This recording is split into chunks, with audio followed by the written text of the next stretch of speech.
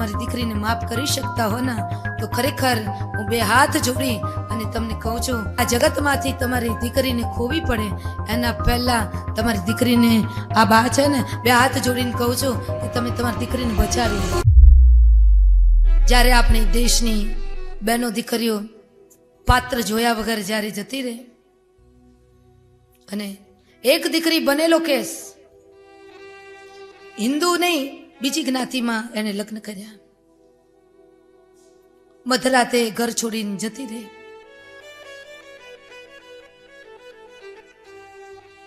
અને એના માતા પિતાને 3 ભાઈઓ વચ્ચે એક જ દીકરી.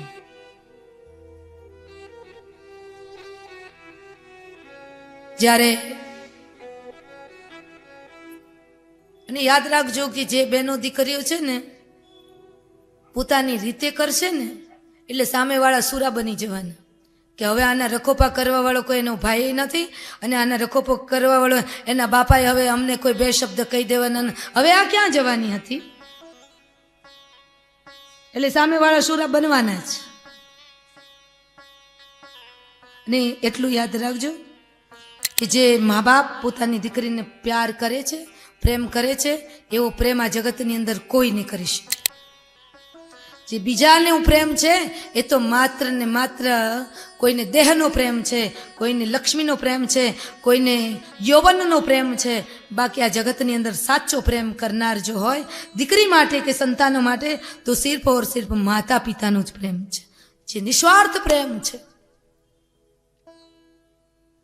ઇતર જ્ઞાતિની અંદર એ દીકરી પરણી પછી તો મા બાપે કહ્યું હતું, સામે ચિઠ્ઠીમાં લખીને બાપાએ મોકલી દીધું કે હવે મરી જજે પણ કોઈ દિવસ મોઢું ના બતાવીશ, કારણ કે તે ન કરવાનું કામ કર્યું છે.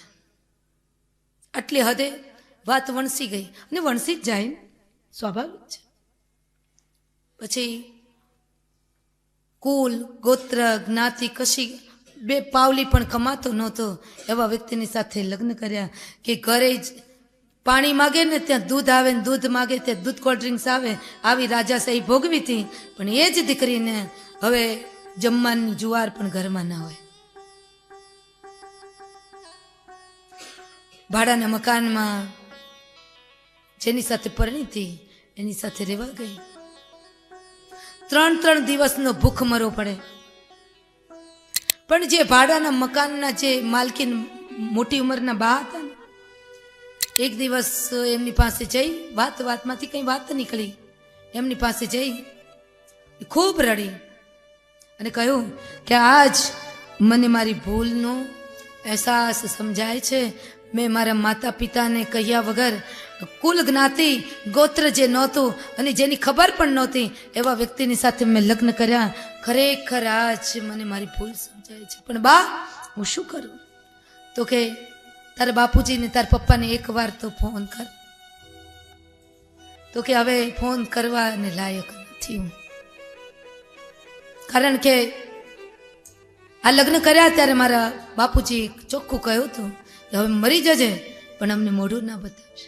તો કે ના, એ તો ગુસ્સામાં આવીને પિતાજી માતાજી એવું બોલી દેતા હોય છે, પણ જ્યારે સંકટ આવે ને ત્યારે એના બાળકો માટે ખુલ્લા પગે દોડતા હોય છે. એકવાર ફોન કરવામાં શું જાય તારે?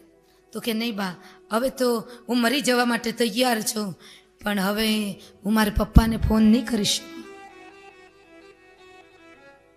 તો બાપ થોડાક સમજદાર હતા, વડીલો હોય ને, જાજી દિવાળી જોઈ હોય.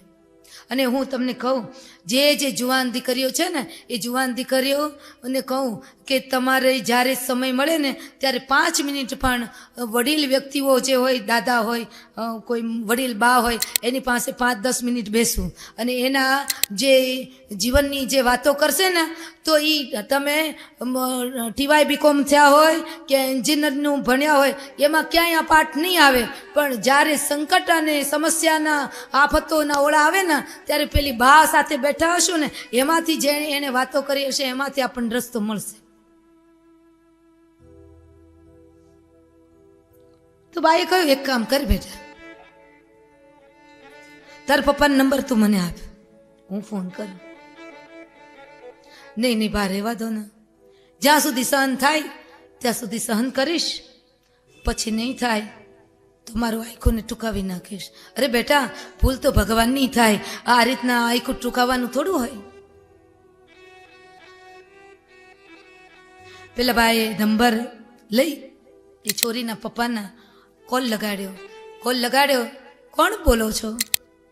તો કે તમારી દીકરી અમારા ઘરની અંદર રેન્ટ એટલે ભાડાના મકાનમાં રહે છે, પણ ભાઈ મારાથી રહેવાતું નથી ને, એટલે તમારા દીકરીના કહેવાથી નહીં, પણ આજ મેં મારી રીતે તમારી દીકરી પાસેથી એ જ રીતના વાતમાં તમારા નંબર લઈ લીધા અને તમને કોલ કર્યો છે કે જો સંજોગો હોય અને તમે તમારી દીકરીને માફ કરી શકતા હો ને, તો ખરેખર હું બે હાથ જોડી અને તમને કહું છું કે તમારી દીકરીનું જિંદગી થોડી બગડી ગઈ, પણ આ જગતમાંથી તમારી દીકરીને થોડી બગડી ગઈ, પણ આ જગતમાંથી તમારી દીકરીને ખોવી પડે એના પહેલાં તમારી દીકરીને આ બા છે ને બે હાથ જોડીને કહું છું કે તમે તમારી દીકરીને બચાવી લો. જ્યાં દીકરીને બચાવવાની વાત આવી અને બાળપણનો વાત્સલ્ય ભાવ જે પિતાજીનો હતો, કે જે પિતાએ ક્રોધમાં આવીને કહી દીધું હતું કે તારું મોઢું નહીં બતાવીશ, પણ તુરંત એ બાપ ઢગલો થઈ ગયો. 2 કલાકની અંદર એ બાપ પાસેથી એડ્રેસ માંગ્યું કે ક્યાં છે. 2 કલાકની અંદર બાપાની 4 વ્હીલ આવીને ઊભી રહી અને કહ્યું કે ચાલ પહેરેલા કપડે બેસી જાય અને 3 મહિનાની અંદર ડિવોર્સના આની સામે પગલાં લઈ છૂટાછેડા કરાવી તારી ઉજળા જીવનને હજી પણ સમય છે, બગાડવા નહીં દઉં. દીકરીએ આવી ભૂલ કરી હતી છતાંય એના બાપા આવી એને તેડી ગયા, લઈ ગયા અને અહીંયા જે એક અતિરેકમાં આવી અને દીકરીએ ભૂલ કરી હતી એ ભૂલને નવેસરથી સુધારી લીધી. એટલે કહેવાનો હેતુ એ છે કે દીકરીએ કદાચિત ભૂલ ન જ કરવી જોઈએ અને આવી ભૂલ કદાચ થાય તો તમારા માતા પિતાને જાણ કરજો, પણ ભૂલ ન જ કરવી જોઈએ.